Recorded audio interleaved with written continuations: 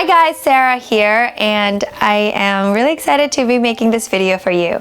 It's been a long time, but I'm back. I wanted to start this video with the day Sophia was born because I wasn't sure where to start, but I thought that was appropriate since that's the beginning of everything, right?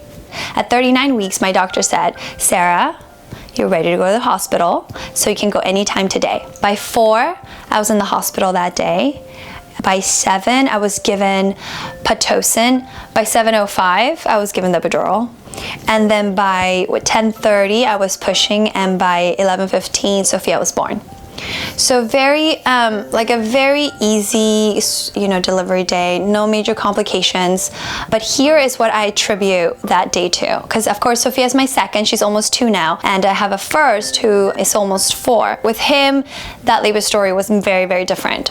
So there are 3 things I want to talk to you guys about that I want you to discuss with your doctor because it really helped my delivery go very smoothly. The first thing is the epidural. If you have decided to do the epidural, to use the epidural, which if you don't know, it's a drug that numbs your abdomen and sort of your back so that you don't feel any of the contractions. If you have chosen already to do the epidural, I'm not trying to convince you to use the epidural, but if you have already chosen to, there is something that's important. Just use the minimum epidural that you can take. So you have options to increase your dosage, but I really recommend against it because with my first, I was honestly really scared. So as soon as I felt a contraction or any sort of pressure, I would just ask for more epidural.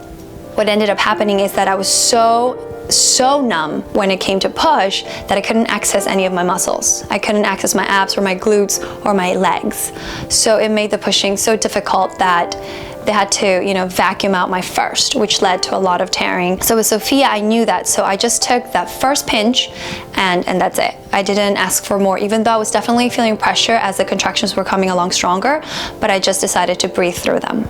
The second thing that's really important is something that I'm just calling the tug of war situation. I don't know what it's called. I don't know if it has an official word or name, but the nurse, when she saw me having difficulties crowning Sophia, she gave me a towel.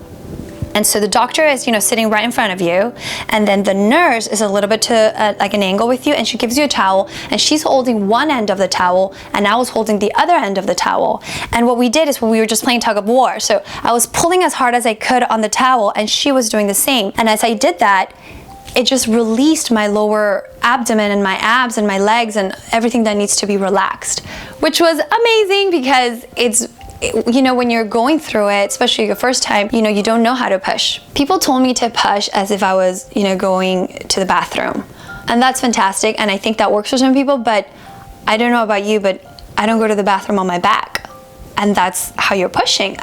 You're laying on your back, like as if you're almost doing a sit-up. So that wasn't effective for me. The towel, on the other hand, was exactly what I needed. So as I was, just paying attention on making sure that the nurse didn't pull me over, I just kind of just breathed and released, and I was numb, so I could feel the contraction. And as soon as I felt that pressure, my body was just pushing on its own. It was just opening up on its own. Do you understand? It was incredible. I was so connected to Sophia. I was so connected with my body. I could feel all the stretching in like the birth canal. I could feel her crown right through me and come out, her shoulders. I felt all of it. It really was just the most amazing thing that your body can do. It gave me so much respect for my body in that instant. And in that instant, I felt connected with Sophia. To be completely honest, I didn't feel connected or bond. I didn't bond with my son for months because after I delivered him, I had 5 months of hemorrhoids. And it was just the most painful and irritating thing that was happening to me. I even went back to my doctor when I was pregnant with Sophia and I said, Doctor, I need a C-section because I cannot go through that again. It was too painful. I can't do it. And thank God my doctor has a lot more wisdom than I do. And she said, Sarah, I can't give you, a C-section based on that reason, but we will work with you. We're gonna help you get through it, which they did. And this is the third thing I wanna talk about, the perineal massage. I think by now most doctors and hospitals are doing it, but if they're not, a perineal massage is a really lovely nurse comes in and she's just literally like massaging you down there. I know it's a little bit weird, or it can be at first. And it was weird to me because nobody told me this was about to happen. I was like, what what are you doing? So she's like, I'm helping you stretch the walls of your vagina. So they're just like stretching and stretching and stretching, and they put some sort of cream to help it stretch. And they did a fantastic job this time. So last time I tore, 2nd degree, 5 months of hemorrhoids. The second time I was recovered in 2 days. 2 days, I was done, just walking around, taking care of my baby, bonding with her. There's 3 things, you know, attributed to the fact that I had an easy delivery. I mean, easy, you know, because it's never easy. You know, cap your epidural dosage. Talk to your doctor about the tug of war so you can just release and not have pressure so much when you're pushing. And then the 3rd thing is a perineal massage from your lovely nurse, which you're gonna really appreciate because it just helps so much. Guys, look, this was my 2nd time doing it, and I was still nervous, full of anxiety and fear. What if this happens? What if that happens? What if I tear again? I was just so horrified of the recovery. I know it can be a rough day, no matter how it goes, but this is the day we're waiting for, right? 9 months, and this is the day that we're waiting for.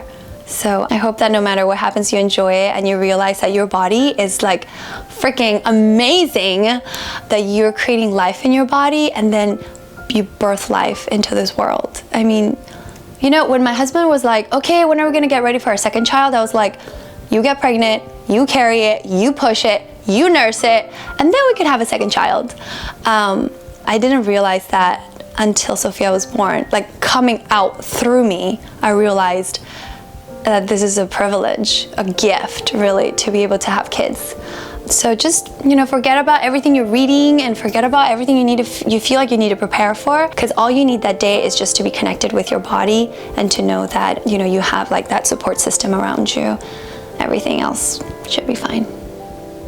Thanks for watching.